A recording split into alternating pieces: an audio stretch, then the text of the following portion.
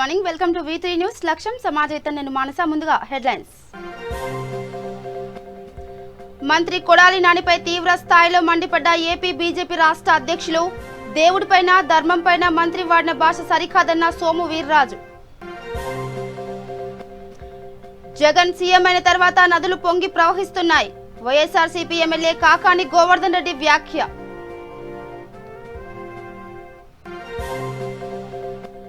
కొండ లక్ష్మణ్ బాపూజీకి మంత్రి గంగుల నివాళులు. ఆయన ఆశయాలకు అనుగుణంగా పనిచేస్తామన్న మంత్రి.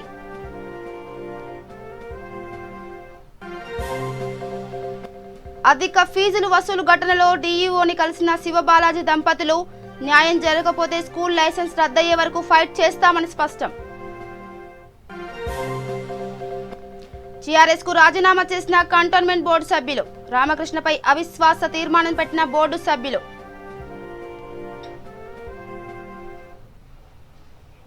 ఇక డీటెయిల్స్కి వెళ్తే, వెంకటేశ్వర స్వామిపై మంత్రి కొడాలి నాని చేసిన వ్యాఖ్యలపై బీజేపీ రాష్ట్ర అధ్యక్షుడు సోము వీర్రాజు తీవ్ర స్థాయిలో మండిపడ్డారు. మంత్రి వాడిన భాష సరికాదన్నారు. దేవుడి పట్ల ఆ భాష సభ్యత కాదని హితవుపు చెప్పారు. ఈ అంశంపై మీడియాతో మాట్లాడిన ఆయన, చేతికి మెడలో రుద్రాక్షలు వేసుకున్న మంత్రి నాని అసలేం మాట్లాడుతున్నారో అర్థమవుతుందా అని ప్రశ్నించారు. రుద్రాక్షల గురించి తాను అడిగితే వాటిని తీయకూడదంటూ గొప్పగా చెప్పిన నాని నేడు హిందువుల మనోభావాలను దెబ్బతీసేలా వ్యాఖ్యలు చేశారని దుయ్యబట్టారు. అసెంబ్లీలో కూడా ఇష్టం వచ్చినట్లు దూషిస్తారని విమర్శించారు. రాజకీయ నాయకులు వారి ఇష్టారాజ్యంగా మాట్లాడకుండా కేంద్రంలో బీజేపీ త్వరలోనే చట్టం చేస్తుందని సోము వీర్రాజు పేర్కొన్నారు. దేవుడిపైన ధర్మంపైన నోటికొచ్చినట్లు నాని మాట్లాడుతున్నారని, ఆయన వాడిన భాషను బీజేపీ తీవ్రంగా ఖండిస్తుందని పేర్కొన్నారు. మంత్రి నాని వెంటనే స్పందించి తన వ్యాఖ్యలను వెనక్కి తీసుకోవాలని డిమాండ్ చేశారు. వ్యవసాయ శాస్త్రవేత్త యొక్క ఆలోచన ఆధారంగా ఒక కమిట్మెంట్తో భారతీయ జనతా పార్టీ దేశ అభివృద్ధి, రైతు అభివృద్ధి, దేశం యొక్క అభివృద్ధి, దీన్ని కూడా తట్టుకోలేనటువంటి అగ్రికల్చర్ ఇండస్ట్రియలిస్ట్ని అగ్రికల్చరిస్ట్ని ఇండస్ట్రియలిస్ట్గా చెయ్యాలనేటువంటి ఒక దళారీ వ్యవస్థ గురించి ఒక్క అంశాన్ని చెప్పి నేను ఈ విషయంలోంచి నేను బయటికి రావడానికి కోసం ప్రయత్నం చేస్తాను. అంటే ఇప్పుడు మనకు బియ్యం ఉన్నాయి, ధాన్యం ఉంది. ధాన్యాన్ని ఈవేళ కొన్ని చోట్ల మనం గిట్టుబాటు ధర లేక రైతు చాలా ఇబ్బంది పడుతున్నాడు. ఈ విషయం మనకు తెలుసు. దీనికి అనేక రకాలైనటువంటి వ్యవస్థలు ప్రభుత్వం ఏర్పాటు చేసింది. అయినప్పటికీ కూడా ఆ మహిళా సంఘాల ద్వారా కొనిపించేటువంటి ధాన్యం వ్యవస్థని మిల్లరే కొనేస్తాడు, బ్రోకర్లను పెడతాడు, సంచులు అంటారు. దాంట్లో ఎంత అవినీతి జరగాలో అంత అవినీతి జరుగుతుంది. ఈ యొక్క దళారులు మిల్లర్స్ ఎవరైతే ఉన్నారో వాళ్ళ చేసే అవినీతి ఇంత అంతా కాదు. మహిళా సంఘాలే కొంటున్నాయని ట్రాన్స్పోర్ట్ దగ్గర నుంచి, సంచుల దగ్గర నుంచి, ట్రాన్స్పోర్ట్ అయ్యే ఖర్చుల దగ్గర నుంచి అన్నీ కూడా సివిల్ సప్లై డిపార్ట్మెంట్ నుంచి వాళ్ళు తీసుకుంటున్నారు. తీసుకోవడం మూలంగా మనకి ఈవేళ జరుగుతున్న విషయం ఏంటి? రైతు దగ్గర కొనకుండా ఈ యొక్క మిల్లర్స్ కొనడం మూలంగా రైతు దగ్గర గిట్టుబాటు ధర లేదని బాధపడుతూ మనం 1200, 1300 ధాన్యం కానీ నిజంగా కొంటే దాన్ని ఆడిస్తే 2600కి అమ్మాలి. 2600 అంటే 26 రూపాయలు కేజీ బియ్యం అమ్మాలి, 30 రూపాయల లోపు అమ్మాలి. కానీ ఎంతగా అమ్ముతున్నారు ఈవేళ? బయట మార్కెట్లో మనం అందరం 50 రూపాయలు కొట్టినాం కిలో బియ్యం. అంటే ఒక కేజీకి 50 రూపాయలు, 20 రూపాయలు మనకు నష్టపోతున్నాం. ఇది చిన్న విషయం అండి. రైతుకి గిట్టుబాటు ధర రాదా? కేజీ బియ్యం మీరందరూ కూడా 25 కేజీలు కొంటే 25-20 పోతే 25-20 ఎంత అండి? 500. 500 అంటే సంవత్సరానికి 6000. అంటే రైతుకి ఎంత నష్టం, మనకెంత నష్టం? ఈ దళారీ వ్యవస్థలు కొనసాగుతున్నాయి దేశంలో. నేను ఒక్క ఉదాహరణ చెప్పాను. మన రాష్ట్రంలో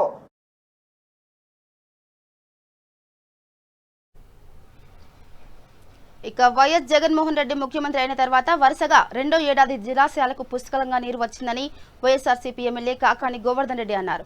నదులు పొంగి ప్రవహిస్తున్నాయని ఆయన అన్నారు. రైతులు ఎంతో సంతోషంగా 2 పంటలు పండించుకుంటున్నారని తెలిపారు. కరోనా నేపథ్యంలో కూడా దిగుబడి సాధించారని పేర్కొన్నారు. రైతులు పండించిన ప్రతి గింజను కొనాలని ముఖ్యమంత్రి వైఎస్ జగన్మోహన్ రెడ్డి స్పష్టమైన ఆదేశాలు ఇచ్చినా అధికారుల సమన్వయ లోపం వల్ల రైతులు ఆందోళనకు దిగారని తెలిపారు. రైతులపై కేసులు పెట్టడం సరికాదని వెంటనే కేసులు ఎత్తివేయాలని కోరారు. రైతులను ఇబ్బందులు పెడుతున్న దళారులు, మిల్లర్లు, వ్యాపారులపై చర్యలు తీసుకోవాలన్నారు.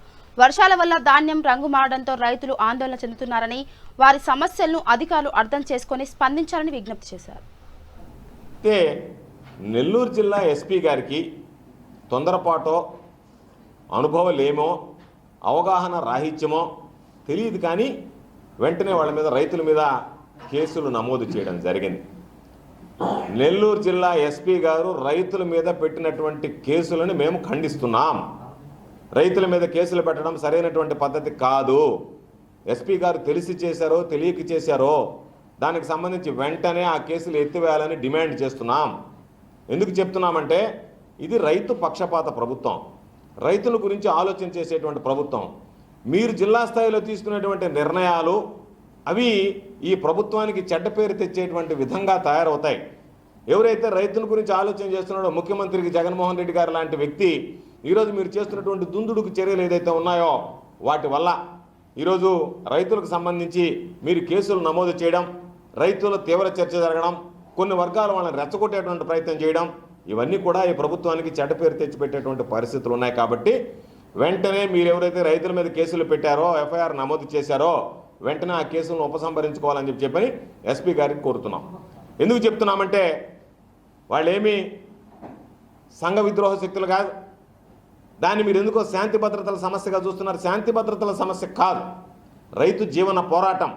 రైతుకు వచ్చినటువంటి సమస్య రక్తాన్ని చెమటగా మార్చి ఆ చెమటను చిందించి రైతు పంట పండిస్తే ఆ పంటకి గిట్టుబాటు ధర కల్పించడంలో అధికారుల సమన్వయ లోపంతో ఇబ్బందులు వస్తే ఆ ఇబ్బందులకు సంబంధించి నిరసన తెలియజేస్తే ఆ నిరసనకు సంబంధించి సమస్య యొక్క మూలం ఎక్కడుంది, ఆ మూలాన్ని ఏ విధంగా పరిష్కరించాలనేటువంటి దాన్ని ఆలోచన చేయాలి తప్ప దాన్ని మరింత జటిలం చేసేటువంటి విధంగా, రైతులను రెచ్చగొట్టేటువంటి విధంగా, సమస్యను జటిలం చేసేటువంటి విధంగా, ప్రభుత్వానికి చెడ్డ పేరు తెచ్చేటువంటి విధంగా వాళ్ళ మీద మేము కేసులు నమోదు చేశామని చెప్పి రైతులను భయపెట్టాలనో మరొకటి పెట్టాలని అనుకుంటే అది సరైనటువంటి పద్ధతి విధానం కాదు. ఎందుకంటే రైతులకు సంబంధించి పార్టీలు ఉండవు, రైతు పార్టీయే. రైతులు అందరూ కలిసి తమ పండించుకున్నటువంటి ధాన్యాన్ని కొనుగోలు చేయమంటున్నారు. ఆదర్శ నాయకులు కొండా లక్ష్మణ్ బాపూజీ 8వ వర్ధంతి సందర్భంగా కరీంనగర్లోని ఆయన విగ్రహానికి బీసీ సంక్షేమ పౌర సరఫరాల శాఖ మంత్రి గంగుల కమలాకర్ పూలమాల వేసి నివాళులర్పించారు. ఈ సందర్భంగా మంత్రి మాట్లాడుతూ కొండా లక్ష్మణ్ బాపూజీ ఆదర్శ నాయకుడని, ఆయన ఆశయాలకు అనుగుణంగా తాము పనిచేస్తామని తెలిపారు. ఉద్యమ నేత కొండా లక్ష్మణ్ బాపూజీ ముఖ్యమంత్రి కేసీఆర్కు ఇష్టమైన నాయకుడని అన్నారు. తమ ప్రభుత్వం మాత్రం ఆయన అడుగుజాడలోనే నడుస్తుందని మంత్రి తెలిపారు. తెలంగాణ ఉద్యమం కోసం తన మంత్రి పదవికి రాజీనామా చేసిన మహనీయుడని కొనియాడారు. ఈ కార్యక్రమంలో mayor Y Sunil Rao, commissioner Valluru Kranthi, deputy mayor Chella Swaruparani, గ్రంథాలయ చైర్మన్ ఏనుగు రవీందర్ రెడ్డి పాల్గొన్నారు.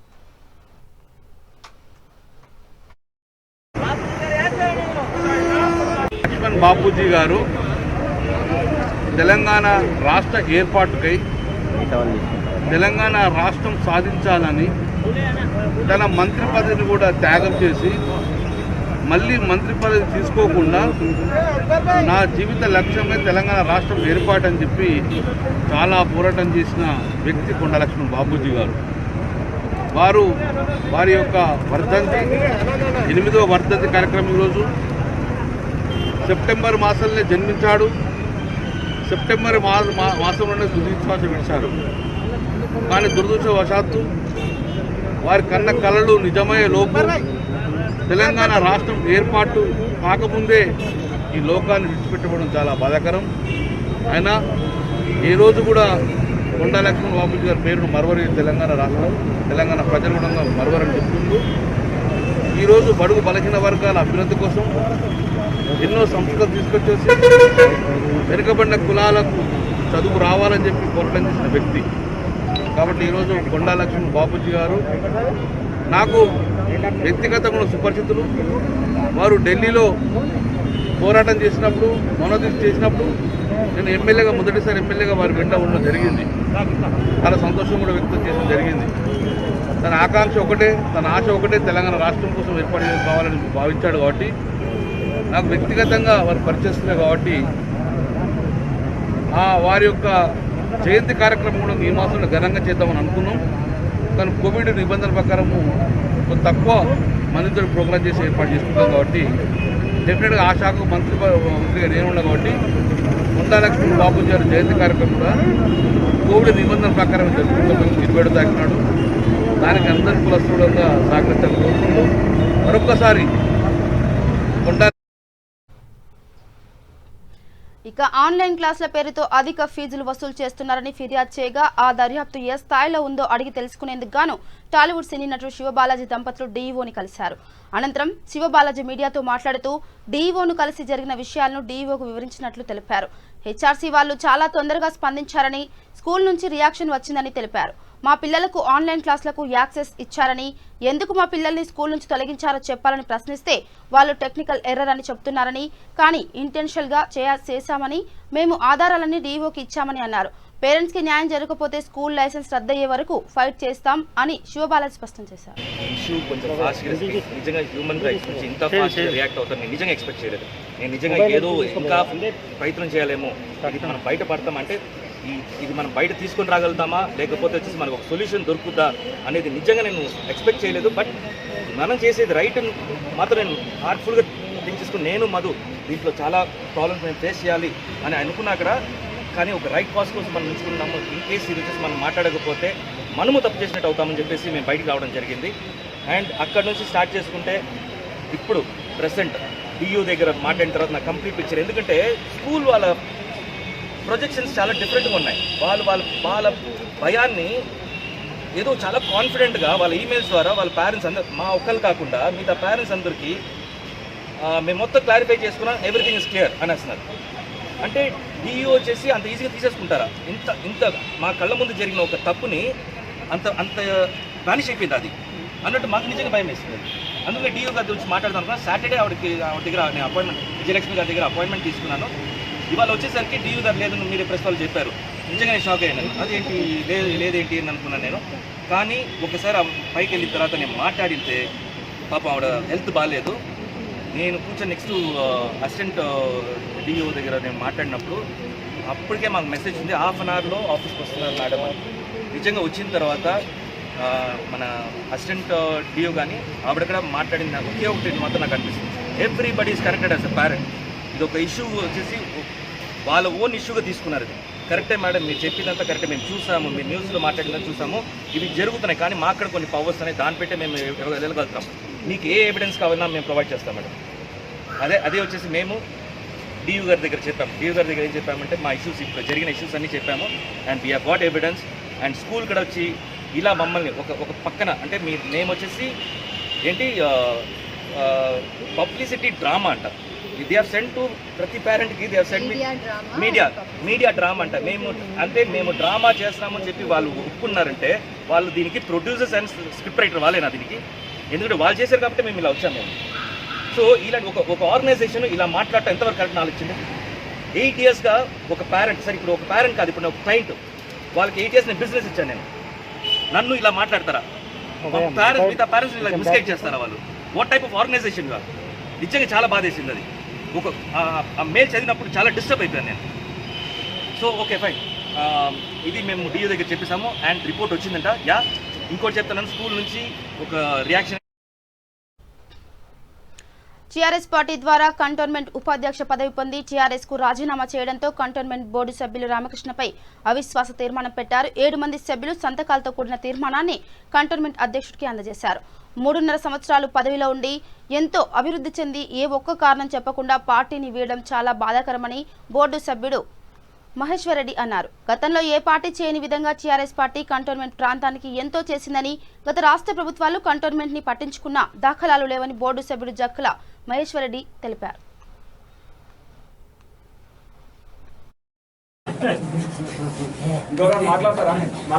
ముందుగా ప్రింట్ మీడియాకి మరి ఎలక్ట్రానిక్ మీడియా అందరికీ మిత్రులందరికీ కూడా మరి నమస్కారాలు చెప్తూ మరి ఈరోజు సమావేశం చేసినందుకు మీరు అందరూ వచ్చినందుకు సంతోషం.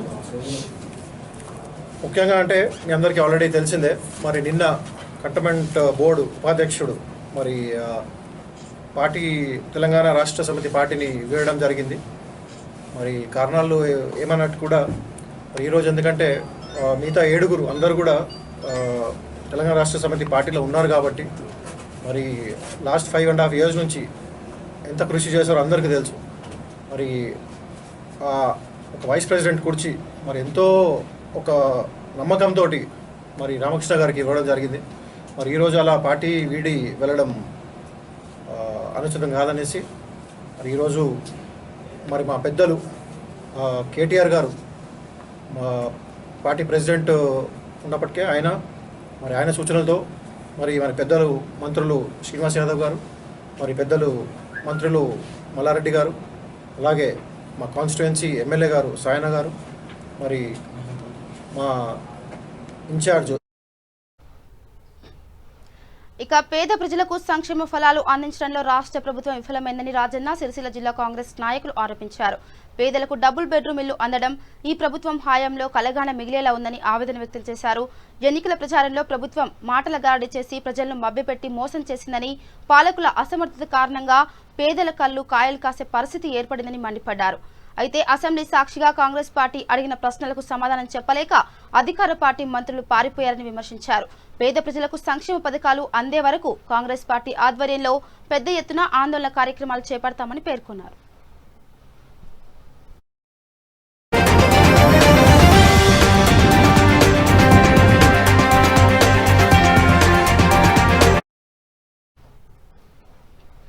వరంగల్ తూర్పు నియోజకవర్గంలోని పలు సమస్యలపై కాంగ్రెస్ పార్టీ బీసీసీఎల్ విభాగం అధ్యక్షులు మడిపల్లి కృష్ణ ఆధ్వర్యంలో దీక్ష చేపట్టారు. ఎన్నో ఆశయాలతో ఎన్నుకున్న నాయకులు ఇప్పటి వరకు ఏ ఒక్క హామీని కూడా నెరవేర్చలేదని ఈ సందర్భంగా వారు ఆరోపించారు. నిరుద్యోగులకు ఉద్యోగ అవకాశాలు కల్పించడంలో ప్రభుత్వం విఫలమైందని, ప్రభుత్వం నిర్లక్ష్య వైఖరికి ఎన్నో ప్రాణాలు బలి అయ్యాయని ఆవేదన వ్యక్తం చేశారు. వరంగల్ నగరంలో హామీలు నెరవేర్చకపోవడమే కాకుండా అభివృద్ధి కుంటుపడిందని, రోడ్లన్నీ గుంతలమయమయ్యాయని అన్నారు. ప్రభుత్వ తీరు పట్ల ప్రజలు అసహనంగా ఉన్నారని, రానున్న కాలంలో అధికార పార్టీ ప్రజలే బుద్ధి చెప్తారని అన్నారు.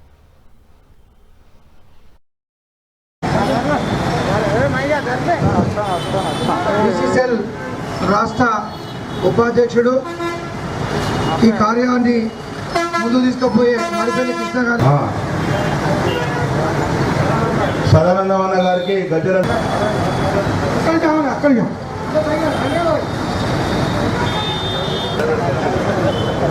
కాంగ్రెస్ పార్టీ బీసీసీఎల్ డిపార్ట్మెంట్ తరఫున ఈరోజు చారిత్రాత్మకమైనటువంటి వరంగల్ పట్టణంలో బీసీసీఎల్ అధ్యక్షుడు కృష్ణ గారి ఆధ్వర్యంలో ఒక్కరోజు దీక్షా శిబిరాన్ని ఈరోజు నిర్వహిస్తున్నారు. ఈ దీక్షా శిబిరంలో పాల్గొన్నటువంటి ప్రతి ఒక్కరికి పేరు పేరున నా యొక్క అభినందనలు, శుభాభినందనలు తెలియజేస్తా ఉన్నాను. ఈ కార్యక్రమంలో మరి మైనార్టీ సెల్ అధ్యక్షుడు ఆయుబ్ గారు, మరి ఇక్కడ ఉన్నటువంటి జన్ను రవి గారు, మిగతా యాకూబ్ పాషా గారు, రజనీకాంత్ గారు, మిగతా పెద్దలందరూ ఇక్కడ ఉన్నారు. వీరందరికీ ప్రత్యేకమైనటువంటి ఆహ్వానం పలుకుతూ మరి ప్రభుత్వం చేపడుతున్నటువంటి ప్రజా వ్యతిరేక చర్యలకు నిరసనగా ఈరోజు కాంగ్రెస్ పార్టీ ఆధ్వర్యంలో ఈ కార్యక్రమాన్ని నిర్వహిస్తున్నాం. బీసీసీఎల్ ఆధ్వర్యంలో ఈ కార్యక్రమం నిర్వహిస్తున్నాం. ఈ కార్యక్రమంలో నిజానికి కూడా ప్రభుత్వం నిధులు, నీళ్లు, నియామకాలని తెలంగాణ రాష్ట్రం వస్తే ప్రజల ప్రభుత్వం ఏర్పడుతుందని, ప్రజల చేత నిర్మాణం జరుగుతుందని ఎంతో ఆశించి మేము కొత్తగా ఎంపీలు అయినప్పుడు వెనుక ముందు చూడకుండా నవ్వర్ నెవర్ అనేటువంటి ప్రాతిపదికన పోరాటం చేసి గల్లీలో ప్రజలు నిలబెడితే ఢిల్లీలో బిల్లు పెట్టించి బిల్లు పాస్ చేయించిన ఘనత కాంగ్రెస్ పార్టీకి దక్కుతుందనే. వరంగల్ కూడా వస్తారు. వరంగల్లో కూడా లక్ష్మీపురం, అదేవిధంగా సాకరాస్కుంట, అనంకొండ, మరి సమ్మయ్య నగరు, అదేవిధంగా బాలసముద్రం ఏరియాలో బలైన వర్గాలకి డబుల్ బెడ్రూమ్ ఇల్లు కట్టిస్తాడు. అంతేకాదు మా ప్రెస్ మిత్రులకు అందరికి కూడా, ప్రెస్ వాళ్ళకి అందరికి కూడా డబుల్ బెడ్రూమ్ ఇల్లు కట్టి ఇస్తానన్నాడు. ఇవాళ 6 ఏళ్ళు అవుతున్నది. 6 ఏళ్ల నుంచి ఎవరికి డబుల్ బెడ్రూమ్ ఇల్లు కట్టిండో ఒక్కసారి మనందరం కూడా గుర్తు చేసుకోవాల్సిన అవసరం ఉన్నది. రాబోయే కార్పొరేషన్ ఎన్నికల్లో మరొకసారి మోసపాటలు చెప్పడం కోసం ఈ విధమైనటువంటి చర్యలు చేపడుతున్నాడు. అంతేకాకుండా ఇలా ప్రపంచమంతా కూడా మరి కరోనా వచ్చి ప్రపంచమంతా అందరూ. ఇక రంగారెడ్డి జిల్లా శంషాబాద్ మండలం అల్లికోల్ తాండా, షాపూర్ తాండా గ్రామాల్లో కబ్జాకు గురవుతున్న ప్రభుత్వ స్థలాలను కాపాడి పేదలకు ఇవ్వాలని మాజీ ఎంపీపీ చెక్కుల ఎల్లయ్య డిమాండ్ చేశారు. అల్లికోల్ తాండాలోని సర్వే నెంబర్ 186, 187 ప్రభుత్వ స్థలాన్ని కొందరు అధికార పార్టీ నేతలు కబ్జా చేస్తున్నారని ఆయన అన్నారు. షాపూర్ తాండాలోని సర్వే నెంబర్ 220లో 6 ఎకరాల 30 గుంటలు ఆర్టీసీకి ప్రభుత్వం కేటాయించిన ఆ స్థలాన్ని హైదరాబాద్కు చెందిన రియల్ ఎస్టేట్ వ్యాపారులు దోచుకుంటున్నారని తెలిపారు. ప్రభుత్వ స్థలాన్ని స్వాధీనం చేసుకుని గ్రామానికి చెందిన పేదల ఇళ్ల స్థలాలకు ప్రభుత్వ గోదాంలకు కేటాయించాలని మాజీ ఎంపీపీ చెక్కల ఎల్లయ్య కోరారు.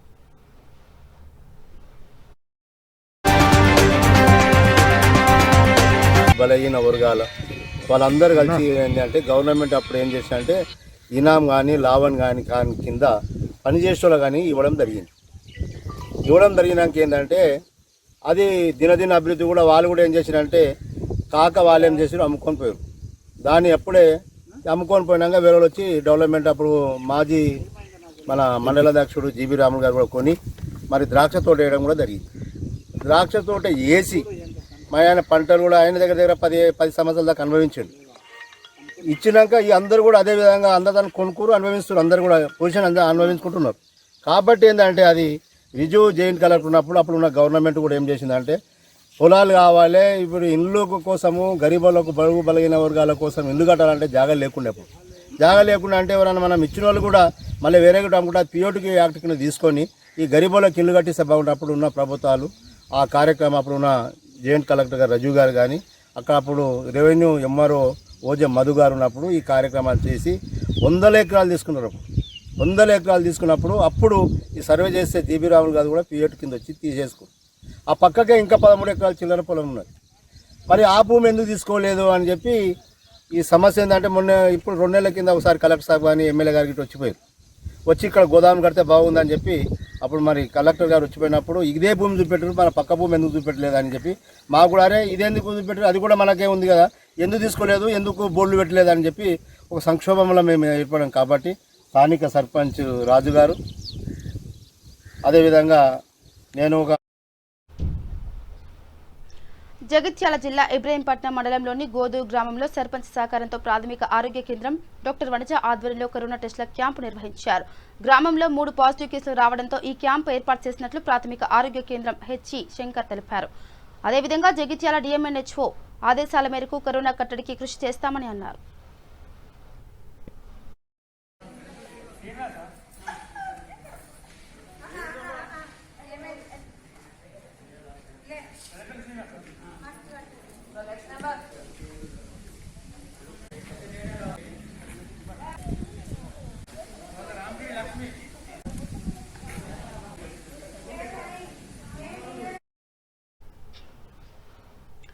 ఇక టీఆర్ఎస్ రాష్ట్ర ప్రభుత్వం అధికారంలోకి వచ్చి 6 సంవత్సరాలు గడిచినా ఇప్పటి వరకు డబుల్ బెడ్రూమ్ ఇల్లు ఒక్కటి కూడా ప్రజలకు ఇవ్వలేకపోవడం ప్రభుత్వ వైఫల్యానికి నిదర్శనమని కరీంనగర్ జిల్లా కాంగ్రెస్ పార్టీ అధ్యక్షులు డాక్టర్ కవంపల్లి సత్యనారాయణ అన్నారు. కరీంనగర్లోని చింతకుంట, గాంధీనగర్లో డబుల్ బెడ్రూమ్ ఇళ్లను కాంగ్రెస్ నేతలతో కలిసి పరిశీలించారు. అదేవిధంగా జమ్మికుంట పట్టణంలో నిర్మిస్తున్న డబుల్ బెడ్రూమ్ ఇళ్లను కూడా పరిశీలించారు. ఈ కార్యక్రమంలో జిల్లా అధికార ప్రతినిధి వెంకన్న, బ్లాక్ కాంగ్రెస్ అధ్యక్షుడు గుండెపు సారంగపాణి, వెంకటరాజ్యం తదితరులు పాల్గొన్నారు. నమస్కారం.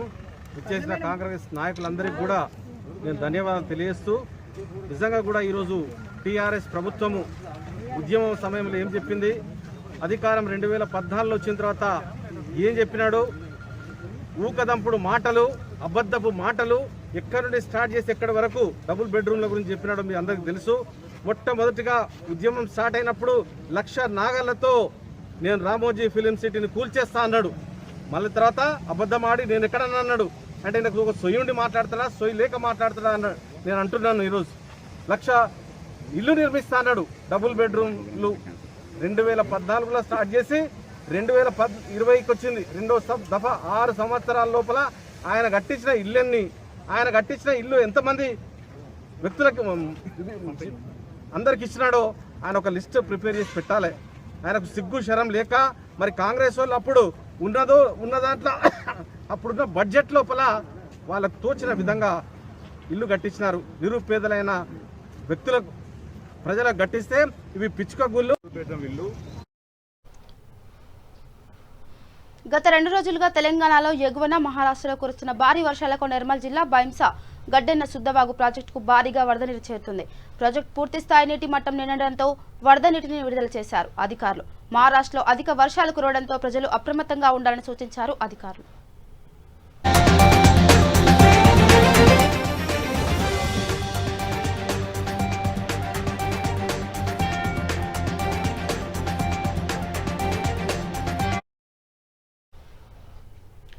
మహబూబాబాద్ జిల్లా దంతాలపల్లి మండలంలో సెయింట్ మేరీస్ ప్రైవేట్ పాఠశాలలో ప్రభుత్వ నిబంధనలకు విరుద్ధంగా పాఠ్య పుస్తకాల అమ్మకాలు చేపట్టారు. దీంతో ఎస్ఎఫ్ఐ విద్యార్థి సంఘం నాయకులు పాఠశాల ముందు ధర్నాకు దిగారు. పాఠ్య పుస్తకాలని సీజ్ చేయాలని డిమాండ్ చేశారు. విషయం తెలుసుకున్న దంతాలపల్లి మండల విద్యాశాఖ అధికారి రాములు నాయక్ పాఠశాలలో తనిఖీ నిర్వహించి బయటకు కారులో తరలిస్తున్న పాఠ్య పుస్తకాలను సీజ్ చేశారు. ప్రైవేట్ పాఠశాలలు వ్యాపారం కొనసాగిస్తే తగు చర్యలు తీసుకుంటామని అన్నారు.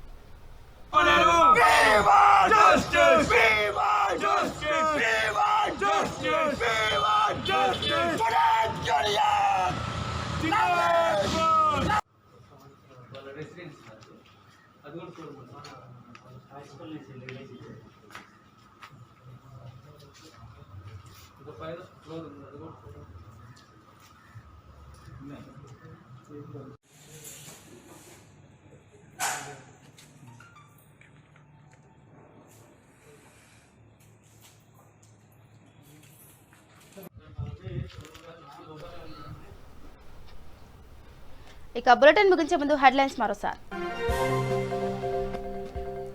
మంత్రి కొడాలి నానిపై తీవ్ర స్థాయిలో మండిపడ్డ ఏపీ బీజేపీ రాష్ట్ర అధ్యక్షులు. దేవుడిపైన ధర్మంపైన మంత్రి వాడిన భాష సరికాదన్న సోము వీర్రాజు. జగన్ సీఎం అయిన తర్వాత నదులు పొంగి ప్రవహిస్తున్నాయి. వైఎస్ఆర్సీపీ ఎమ్మెల్యే కాకాని గోవర్ధన్ రెడ్డి వ్యాఖ్య.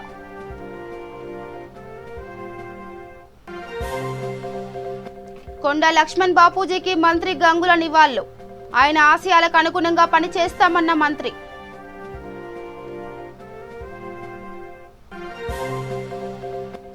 అధిక ఫీజులు వసూలు ఘటనలో డీఈఓని కలిసిన శివబాలాజీ దంపతులు. న్యాయం జరగకపోతే స్కూల్ లైసెన్స్ రద్దయ్యే వరకు ఫైట్ చేస్తామని స్పష్టం. టీఆర్ఎస్ కు రాజీనామా చేసిన కంటోన్మెంట్ బోర్డు సభ్యులు. రామకృష్ణపై అవిశ్వాస తీర్మానం పెట్టిన బోర్డు సభ్యులు.